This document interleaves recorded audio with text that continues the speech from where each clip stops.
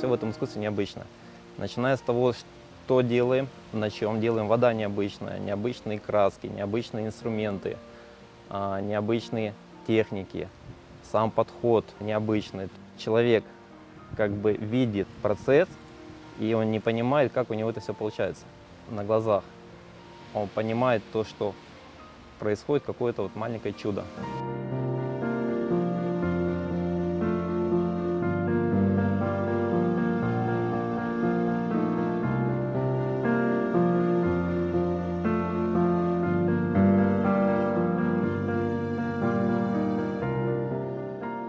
Эбру – древнее искусство рисования на воде.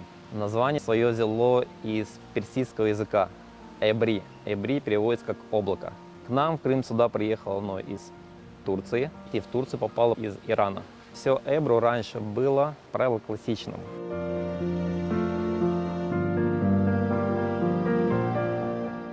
Классика, она делится на свои подвиды. Первый вид – это хафиф эбру. Хафиф эбру – это самый древний стиль эбру. Именно по этому стилю эбру это искусство получило свое название. Оно напоминает облака. Наносится оно традиционно только одним видом красок, но разными тональностями.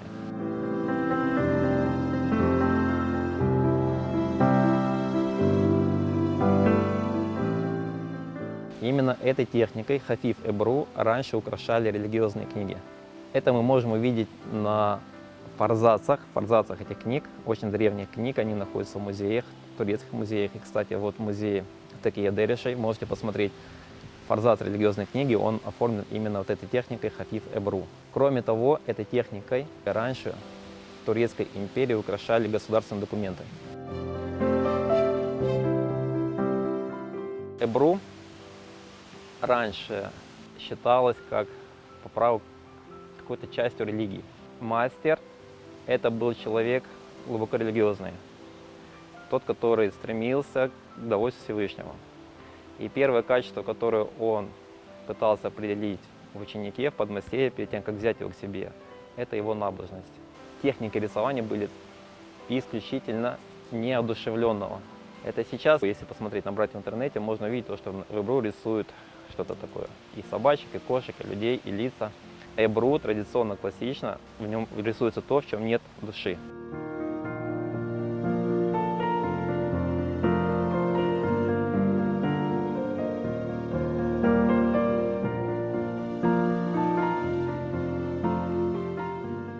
Эбру также используется как арт-терапия, как искусство, которое позволяет помочь человеку найти душевное спокойствие, умиротворение, получить осознанность. То есть научиться мыслями находиться именно здесь и сейчас. То есть это великое искусство.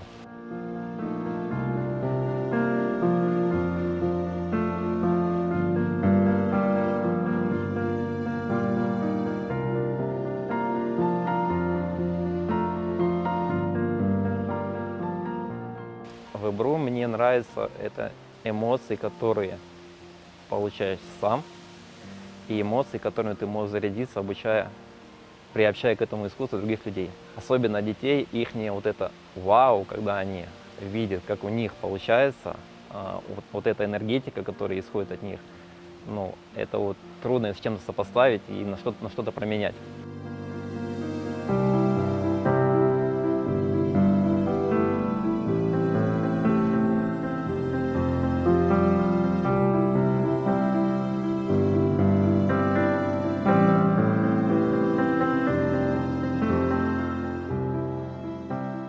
В эбру есть негласные правила.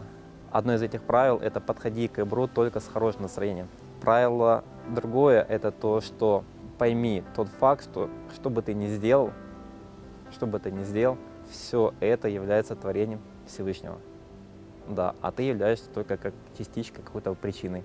Та картина, которую ты получишь, в итоге она получится только такой, как будет угодно Всевышнему.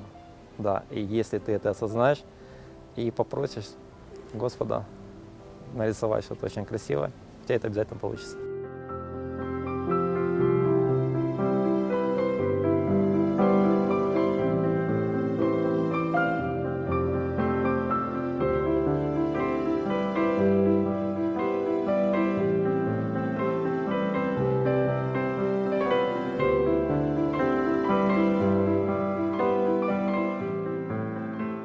Мотиватор в жизни для меня, на мой взгляд, это осознанность. То есть это осознание того, что ты сейчас есть, и скоро тебя не будет. Сколько бы ты ни прожил, тебя не будет. И мотивация – это то, чтобы прожить тот срок, который тебя наделил Всевышним, с пользой для себя, для своей религии, для общества, для людей, которые тебя окружают. У меня есть 3 жизненных девиза. Первый – это сначала узнай, потом сделай. Второе – это если делаешь, то делай это хорошо. И третье – делай то, что можно делать сейчас, не откладывай это на завтра.